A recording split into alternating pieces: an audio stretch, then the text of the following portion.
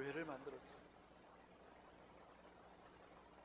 주는 그리스도시요 살아계신 하나님입니다 라고 하는 그 고백 위에 주님께서 교회를 만드십니다.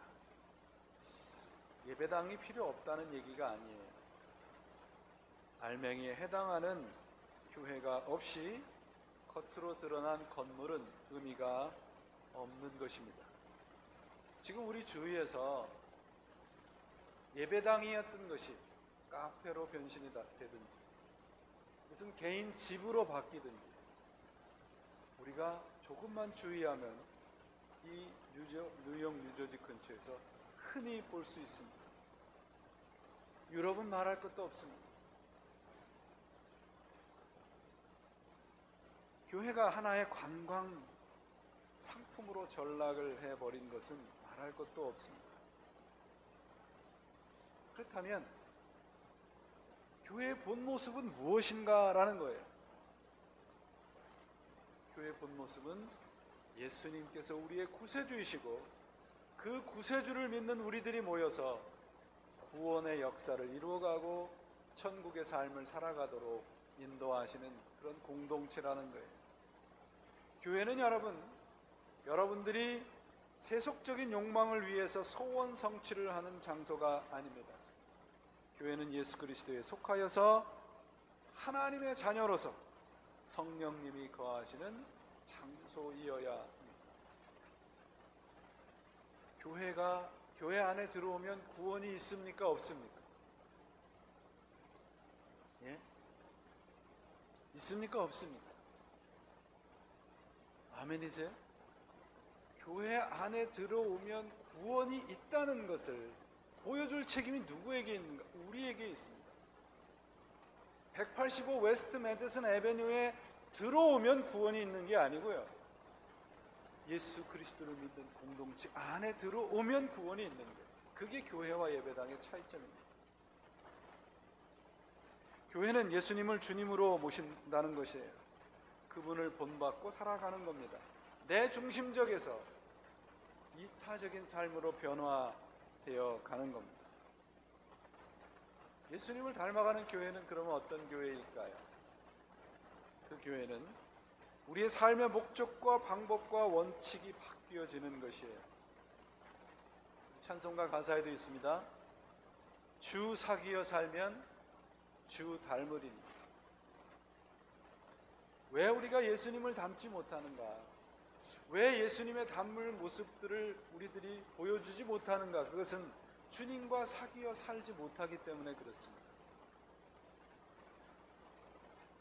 우리가 예수님의 모습을 닮은 교회로 변화되기 위해서는 우선적으로 예수님과 사귀어 살아야 합니다. 이것이 교회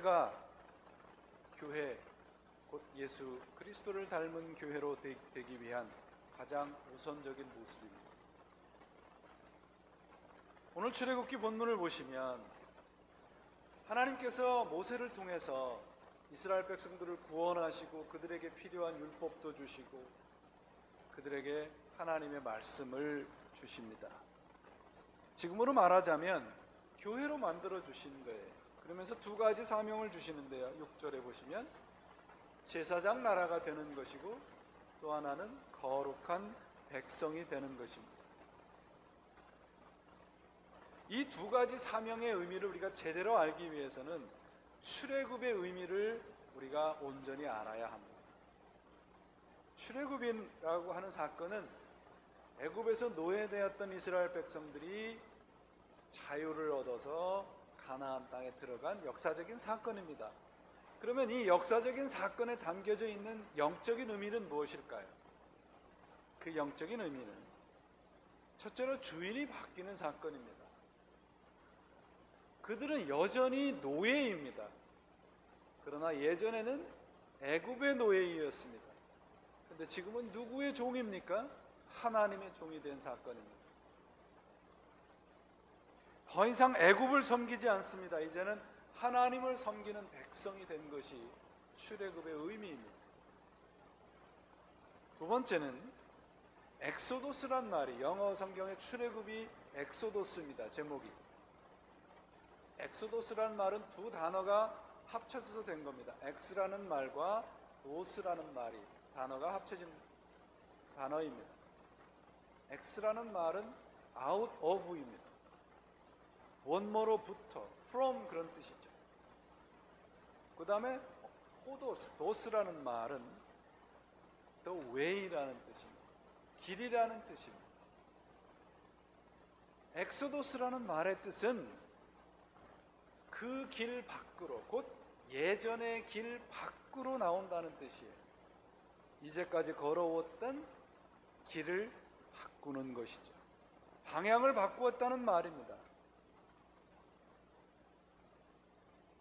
우리 삶의 엑소도스가 예수 그리스도를 만난 것이지 않습니다. 이제 우리는 세상을 향해서 걸어가지 않습니다. 이스라엘 백성들이 애굽을 향해서 걸어가던 발걸음을 가나안으로 바꾸었듯이 우리는 세상을 향해서 걸어가지 않는 백성이 된 겁니다. 그것이 구원 사건입니다. 제사장 나라가 되고 거룩한 백성이 되었다는 것은 무엇입니까? 내 주인이 바뀌었다는 것입니다. 그리고 그 주인을 위해서 내가 혼신의 힘을 다해서 살아간다는 것이 제사장 나라로 거룩한 백성으로 살아간다는 뜻입니다. 교회는 그럼 무엇인가요? 우리 그리스도인들은 무엇인가요? 곧 길과 방향과 삶의 목적을 그리스도에게로 바꾼 사람들이에요. 방향을 가르치고 올바른 방향을 가르치는 사람, 공동체로 살아가는 것이 교회의 의미입니다. 제사장 나라의 사명, 교회의 사명이 그럼 무엇입니까? 세상을 향해서 당신이 가는 그 길과 그 목적과 원칙이 틀렸습니다. 가르치는 거예요. 보여줘야 해요. 이를 보여주고 가르치는 겁니다. 그러기 위해서는 우리 자신이 먼저 제사장 나라가 돼야죠. 우리가 변하지 않으면 세상 사람들은 따라오지 않습니다. 그것이 교회이어야 합니다. 이 두 가지 사명의 신약적인 의미가 곧 예수님을 닮은 교회가 되라는 거예요. 그러면 어떻게 우리가 예수님을 닮은 교회로 해야 할까? 이 사명을 어떻게 감당해야 할까? 오늘 여러분과 그 의미를 좀 살펴보려고 합니다. 크리스찬이면서 칼럼을 쓰는 칼럼니스트 중에 존 로버츠라는 분이 있는데요. 이분의 그 가장 인기 있는 칼럼의 제목이 뭐냐 하면 우리 목사님 내쫓기입니다. 잘 적으세요. 저를 내쫓으실래요? 그 칼럼 중에 우리 목사님을 내쫓는 5가지 아이디어가 있습니다. 첫 번째, 아이디어 첫 번째, 주일 예배 설교를 경청하고 노트하면서 담임 목사님과 눈을 직시하고 고개를 끄덕이며 아멘을 크게 외쳐라. 그리고 설교에서부터 얻은 교훈을 삶에서 진지하게 적용하도록 최선을 다해라. 그러면 신이 난 목사는 반년 정도 죽을 힘을 다해서 설교를 하다가 결국은 죽지 않겠는가?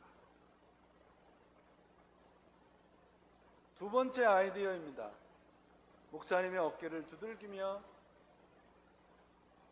그에게 용기를 주어라. 그리고 한 달에 2-3회씩 그의 장점을 칭찬해 주라. 그리고 친구들과 이웃들에게 전화를 걸어서 우리 목사님이 얼마나 좋은지 알려주어라. 그러면 얼마 안 가서 소문이 나서 교회가 크게 부흥될 것이며 또 많은 부교육자들이 생길 것이다. 그러면 담임 목사님은 조만간 쫓겨나지 않겠는가?